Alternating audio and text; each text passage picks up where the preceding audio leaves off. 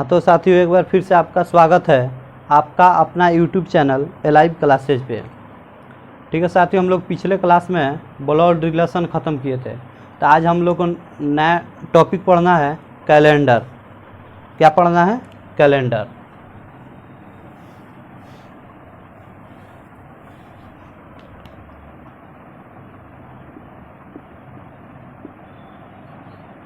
Calendar पढ़ना है, इसका हिंदी होता है पंचांग।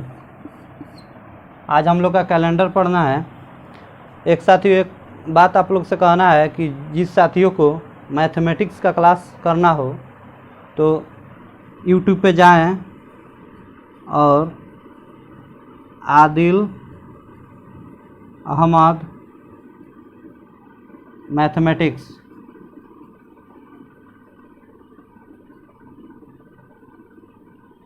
यूट्यूब पे जाएं और आदिल अहमद मैथमेटिक्स चैनल है, उसको आप लोग सब्सक्राइब कर लीजिए और उस पर भी मैथमेटिक्स का आप बैच कर सकते हैं। ठीक है साथियों, हम लोग आगे बढ़ेंगे। कैलेंडर के बारे में आज हम लोग बेसिक जानकारी लेंगे।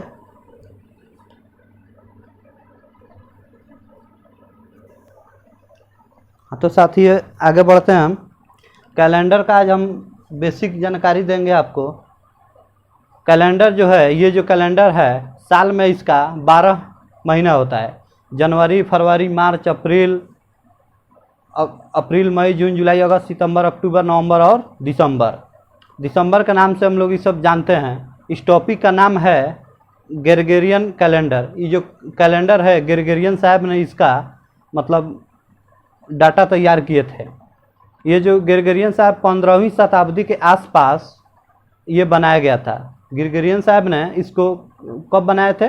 15वीं शताब्दी के आसपास बनाए थे और 15वीं शताब्दी के अंत में ही तक धीरे धीरे इसका प्रचार प्रसार होता रहा। हमारा जो नेशनल कैलेंडर है, जो राष्ट्रीय पंचांग है, यह हमारा राष्ट्रीय कैलेंडर है। हर संस्कृति और सभ्यता का मतलब जो उसका अपना अलग अलग कैलेंडर है, उसको शुरुआत किया गया। 15वीं शताब्दी में शुरुआत किया गया और 15वीं शताब्दी के अंत तक धीरे धीरे इसका प्रचार प्रसार मतलब कैलेंडर का होता रहा। हिंदू जो है अपना अलग कैलेंडर मानते हैं, अपने धर्म त्यौहार के अनुसार। मुस्लिम अपना अलग अलग फॉलो करते हैं। जैसे में हुआ चाइना का कैलेंडर, उसका अलग हो गया। इसी कैलेंडर को अलग है। मुस्लिम जो है अपना कैलेंडर से अपना पर्व त्यौहार आदि सब लोग अपना देख के फॉलो करते हैं।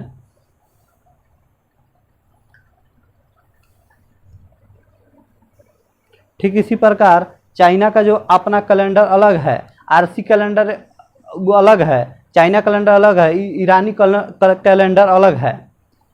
पूरे विश्व में एक रूप से कैलेंडर का नाम लिया गया। हम जो भी काम काज करेंगे इसी कैलेंडर के अनुसार ही हम लोग काम करेंगे। भारतवर्ष जब आज़ाद हुआ, जब भारत देश हम लोग का आज़ाद हुआ, तो इसका प्रधानमंत्री, तत्कालीन प्रधानमंत्री थे पंडित जवाहरलाल नेहरू। पंडित जवाहरलाल नेहरू थे। ये कैलेंडर का 22 मार्च 1957 को इन्होंने इस कैलेंडर की मान्यता की और इन्होंने कहा जो भी सरकारी काम काज या कोई भी हो नागरिक, इसी कैलेंडर के तहत जो हम लोग यूज करेंगे। हम जैसे में छुट्टी हुआ, चाहे कोई भी कार्यक्रम हुआ, हम इसी कैलेंडर के ग्रेगोरियन के कैलेंडर से ही हम लोग कामकाज अपना करेंगे। और राष्ट्रीय पंचांग को ठीक इसी दिन, मतलब जो 22 मार्च 1957 को पंडित जवाहरलाल नेहरू जो कैलेंडर का कामकाज शुरू किए, ठीक उसी दिन हमारा नेशनल कैलेंडर भी डिक्लेयर हो गया, जिसे हम लोग आज डे सब चीज़, शादी ब्याह जितना भी होता है, उसी कैलेंडर के अनुसार हम लोग चलते हैं। अब पुराने ज़माने के जो लोग हैं, चैत बैसाख वो जो है, जब नया कैलेंडर हम लोग का आ गया तो उसी कैलेंडर से जनवरी फरवरी जो हम लोग उसी कैलेंडर से हम लोग जितना भी काम काज रहता है उससे करते हैं। ठीक है साथियों, हम लोग अब कैलेंडर का जो इसका बेसिक था लिए, अब आगे हम लोग बढ़ेंगे। क्या पढ़ना है कैलेंडर में, यही चीज़ हम लोग देखेंगे।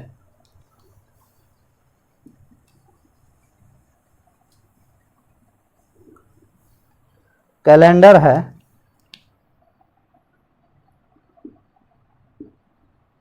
कैलेंडर। आज जो हम लोग का होगा पहला क्लास होगा, पहला क्लास होगा, ठीक है साथियों। कैलेंडर इसमें होता है ईयर यानी वर्ष। ईयर जो होता है ये दो भागों में बटा होता है। ईयर जो है दो भागों में बटा होता है। एक क्या होता है, साधारण वर्ष, एक साधारण वर्ष, और दूसरा होता है मेरा अधिवर्ष।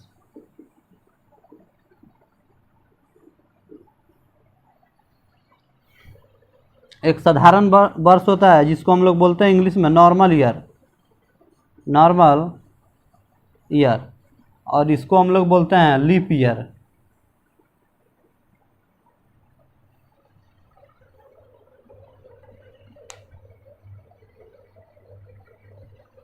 फिर से समझिएगा, वर्ष जो है कैलेंडर में, जैसे मैं आपको पहले ही बताया है, कैलेंडर जो है साल में मात्र 12 महीना होता है। ये जो वर्ष है इसमें एक साल में मतलब 12 महीना होता है। इसी को दो भाग में बटा है, जिसमें एक साधारण वर्ष होता है, एक अधिक वर्ष होता है। इंग्लिश में इसको बोलते हैं नॉर्मल ईयर, और अधिवर्ष को इंग्लिश में बोलते हैं लीप ईयर। अब हम लोग देखेंगे अधिवर्ष किसको कहते हैं और लीप ईयर किसको कहते हैं, अधिवर्ष किसको कहते हैं और लीप ईयर किसको कहते हैं। ठीक है साथियों, हम लोग आगे देखेंगे साधारण वर्ष किसे कहते हैं और अधिवर्ष किसे कहते हैं।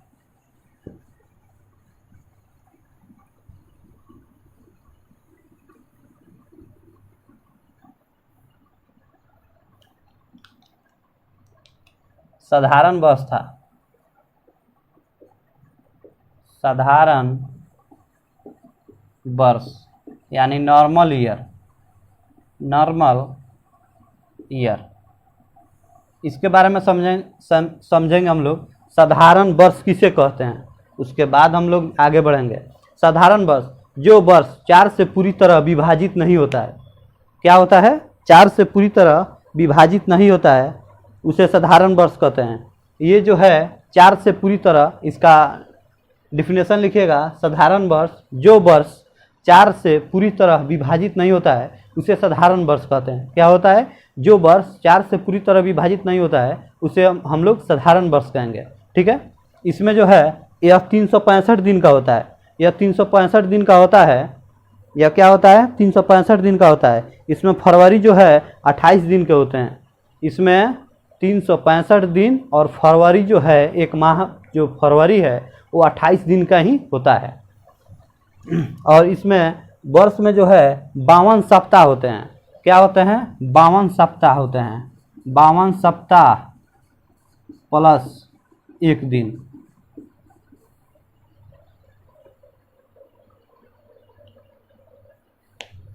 साधारण वर्ष किसे कहते हैं, जो वर्ष 4 से पूरी तरह विभाजित नहीं होता है उसे साधारण वर्ष कहते हैं।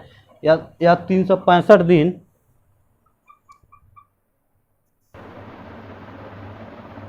हाँ, तो साथियों हम लोग पढ़ रहे थे साधारण वर्ष। साधारण वर्ष है जो वर्ष 4 से पूरी तरह विभाजित नहीं होता है उसे साधारण वर्ष कहते हैं। ठीक है, समझ गए आप लोग। इसमें जो है फरवरी 28 दिन का होता है, और इसमें सप्ताह कितने होते हैं, इसमें 52 सप्ताह। क्या होता है, 52 सप्ताह होता है और एक दिन होता है। 52 सप्ताह एक दिन होता है, यानी कोई बोल देगा एक अधिवर्ष में, एक अधिवर्ष में 52 सप्ताह एक दिन होता है। इसमें जो है फरवरी 28 दिनों के लिए 28 दिनों का होता है। इसमें जो फरवरी है 28 दिन का होता है, और एक अधिवर्ष में 52 सप्ताह एक दिन होता है। साधारण वर्ष जो है, सॉरी एक अधिवर्ष, साधारण, एक साधारण वर्ष बराबर एक साधारण वर्ष में 52 सप्ताह एक दिन होता है। एक साधारण वर्ष में क्या होता है, 52 सप्ताह एक दिन होता है, और फरवरी 28 दिनों के लिए होती है। और साधारण वर्ष किसे कहते हैं, जो वर्ष 4 से पूरी तरह विभाजित नहीं होता है उसे साधारण वर्ष कहते हैं। अब हम लोग पढ़ेंगे लीप ईयर।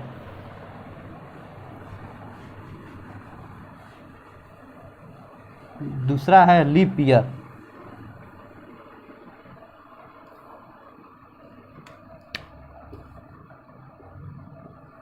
दूसरा है लीप ईयर यानी अधिवर्ष। लीप ईयर्स के बारे में समझेंगे। लीप ईयर किसे कहते हैं? जो वर्ष 4 से पूरी तरह विभाजित हो जाता है उसे अधिवर्ष यानी लीप ईयर्स कहते हैं। जो वर्ष 4 से पूरी तरह विभाजित हो जाता है उसे लीप ईयर्स कहते हैं। और यह 366 दिन का होता है। कितना दिन का होता है? 366 दिन का होता है। और इसमें फरवरी 29 दिन के होते हैं, यानी एक लीप ईयर बराबर 52 सप्ताह प्लस 2 दिन। 52 सप्ताह प्लस 2 दिन। इसमें जो है यह 365 दिन का होता है। ठीक है। दूसरा हुआ इसमें फरवरी जो है 29 दिनों का होता है। फरवरी 29 दिनों का होता है। और एक अधिवर्ष में 52 सप्ताह प्लस 2 दिन, यानी एक अधिवर्ष में 52 सप्ताह 2 दिन होते हैं।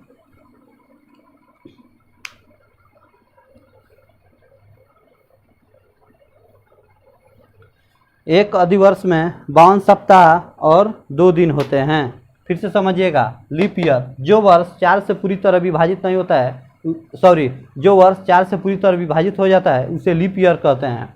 इसमें 366 दिन का जो है 366 दिन का क्या होता है? इसमें एक साल में यानी 366 दिन होते हैं। एक साल में 366 दिन होते हैं। 365 दिन होता है साधारण वर्ष में। हमें यहाँ गलती से लिखा गया था 365। 366 दिन का होता है। और जो फरवरी है 29 दिन का होता है। और एक अधिवर्ष यानी लीप ईयर में 52 सप्ताह 2 दिन होता है। ठीक है साथियों, अब हम लोग आगे बढ़ेंगे।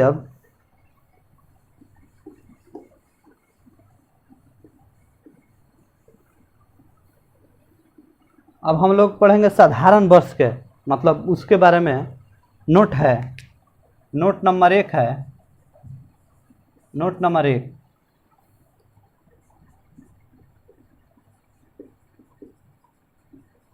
साधारण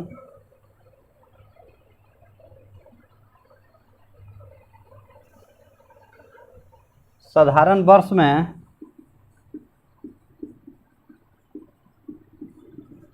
पहला दिन और अंतिम दोनों समान होता है। ठीक से समझिएगा फिर से। साधारण वर्ष में पहला दिन और अंतिम दिन दोनों समान होता है। सिर्फ साधारण वर्ष में जो पहला दिन होगा और अंतिम दिन होगा दोनों समान होगा। जैसे में 1 जनवरी को अगर 2009 में साधारण वर्ष है, 1 जनवरी 2009 को अगर मंगलवार होगा तो 31 दिसंबर 2009 को भी मंगलवार ही होगा।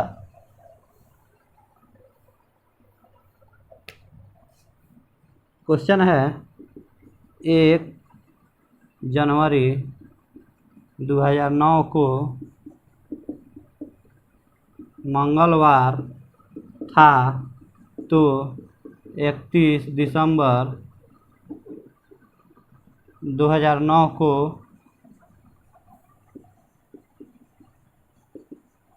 कौन सा दिन होगा?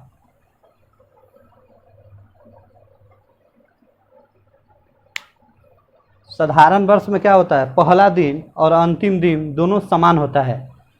और क्वेश्चन पूछ देगा जैसे में 1 जनवरी 2009 को मंगलवार था। 2009 क्या है मेरा? साधारण वर्ष है। क्या है? साधारण वर्ष है। 1 जनवरी उसी वर्ष में, और उसी वर्ष में 31 दिसंबर, यानी ये पहला हुआ और ये लास्ट हो गया। इसमें क्या करा? पहला दिन और अंतिम दिन दोनों समान होता है।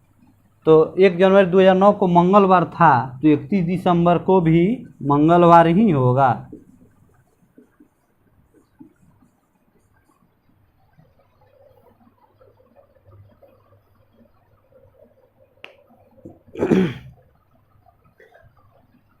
फिर से क्वेश्चन पूछ देगा पलट कर।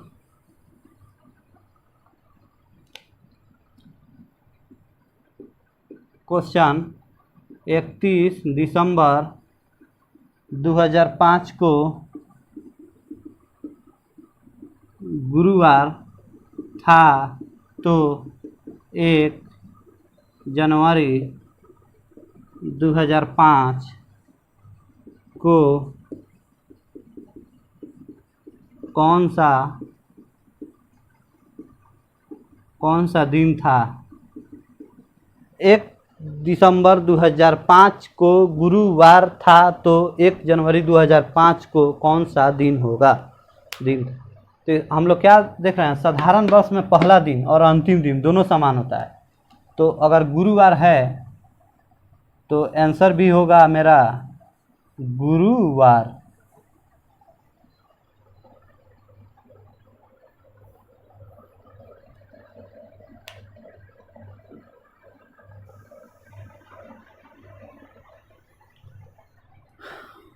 ठीक है साथियों, हम लोग आगे देखेंगे। अब क्या था, साधारण वर्ष का पहला दिन और अंतिम दिन दोनों समान होता है। और साधारण वर्ष में नोट नंबर दूसरा देखेंगे।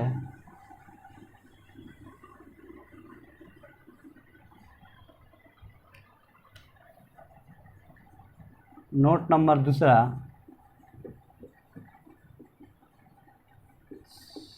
साधारण वर्ष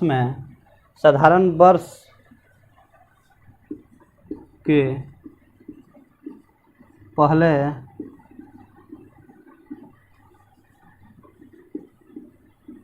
पहले दिन से अगले वर्ष का पहला दिन एक दिन बढ़ जाता है।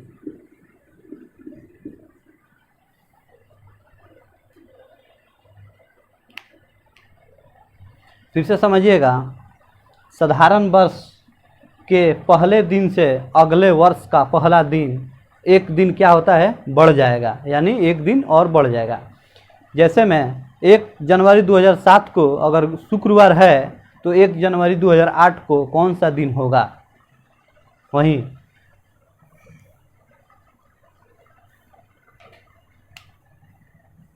क्वेश्चन है 1 जनवरी 2007 को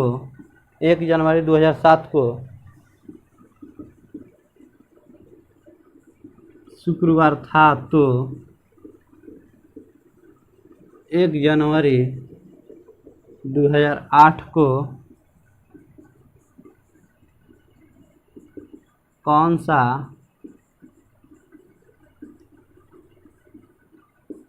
कौन सा दिन होगा। फिर से समझिएगा, साधारण वर्ष के पहले दिन से अगले वर्ष का पहला दिन एक दिन बढ़ जाता है। साधारण वर्ष का पहला दिन से अगले वर्ष का पहला दिन एक दिन क्या होता है, बढ़ जाता है।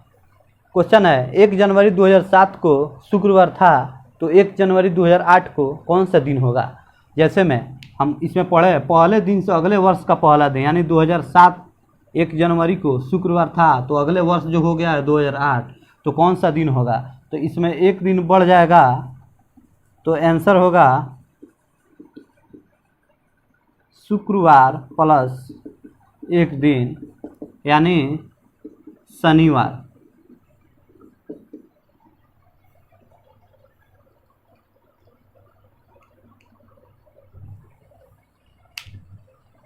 फिर से समझिएगा, 1 जनवरी 2007 को शुक्रवार था तो 1 जनवरी 2008 को कौन सा दिन होगा। तो साधारण वर्ष में पहले दिन से अगले वर्ष का पहला दिन क्या होता है, एक दिन बढ़ता है। तो शुक्रवार प्लस 1 बराबर कितना होगा, शनिवार। देयरफॉर शनिवार ही आंसर होगा। और अगले वर्ष एक दिन बढ़ेगा तो मेरा उत्तर ही शनिवार ही होगा।